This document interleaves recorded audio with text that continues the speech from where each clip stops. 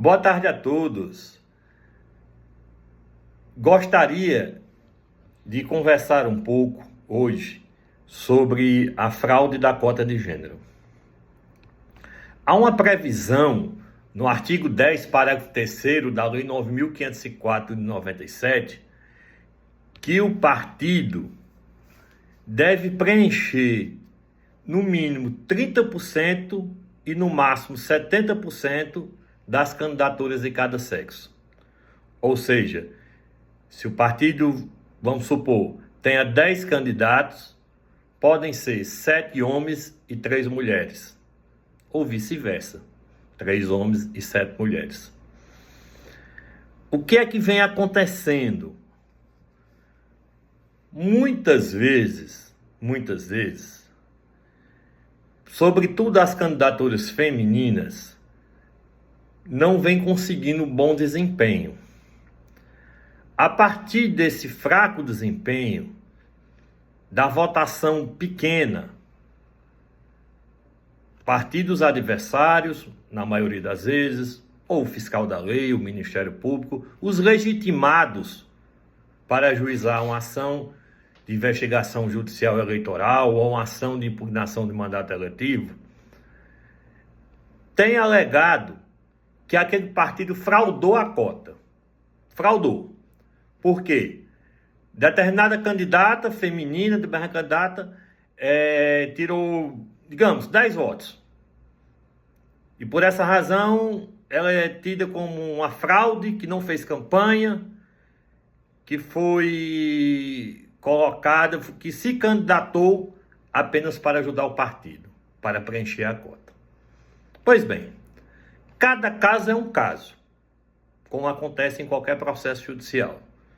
Deve ser analisado com calma e com atenção as circunstâncias, os fatos, para poder se concluir que houve uma fraude. Votação inexpressiva por si só não constitui fraude da cota de gênero.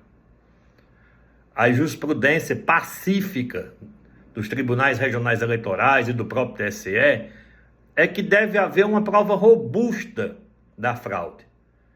Não uma mera presunção com base na votação inexpressiva.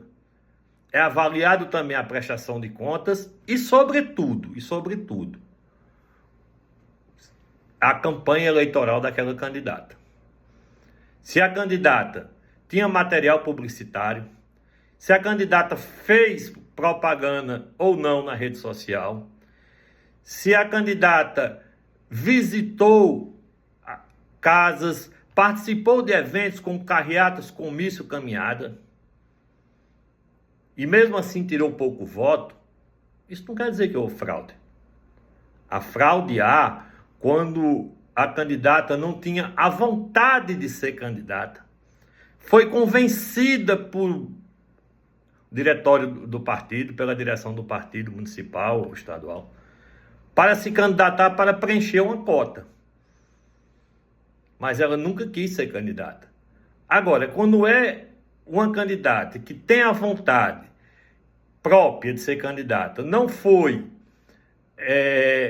coagida, não foi ludibriada, não é uma candidatura viciada, mas uma candidatura de livre e espontânea vontade, e tirou pouco voto?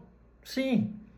Muitas vezes ela era desconhecida, primeira eleição, não tinha muito serviço prestado, mas ela queria se candidatar. E é um direito do cidadão ser candidato, direito constitucional, inclusive.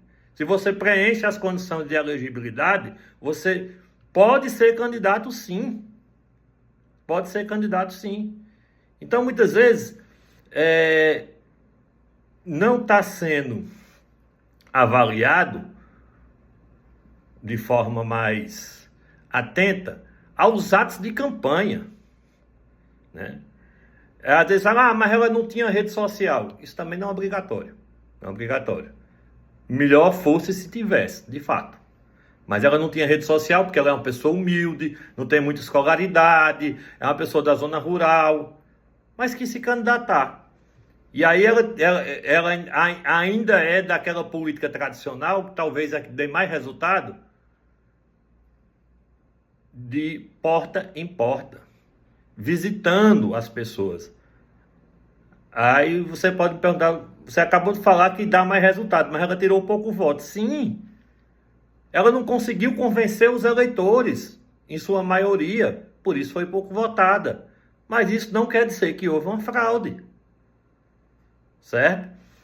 Outra questão que me passaram, eu não vi ainda nenhuma decisão nesse sentido, é que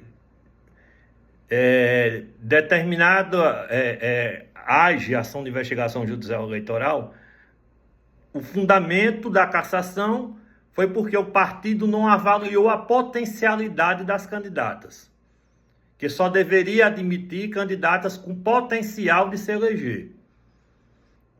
Sinceramente, eu estou com 25 anos no direito eleitoral, né? Sou um apaixonado mesmo pelo direito eleitoral e desconheço. Respeito, mas desconheço que o partido tem essa obrigação de ser seletivo, fazer uma seleção de quem pode ou não pode ser candidato. Não, a senhora quer ser, mas a senhora não tem serviço prestado, a senhora não é conhecida ainda, não dá certo. Não vejo essa previsão legal, nem jurisprudencial, nem vi nenhum doutrinador tratando dessa matéria dessa forma. Mas, pois bem, então que fique bem claro que quando há atos de campanha, há material publicitário, o fraco desempenho no resultado eleitoral não pode ser considerado como uma fraude. A fraude é quando é uma simulação, uma candidatura que não era para existir, aquela pessoa não queria. Na semana da convenção foi procurada e foi convencida de colocar o nome, de conceder a documentação necessária para o registro da candidatura. Aí tudo bem.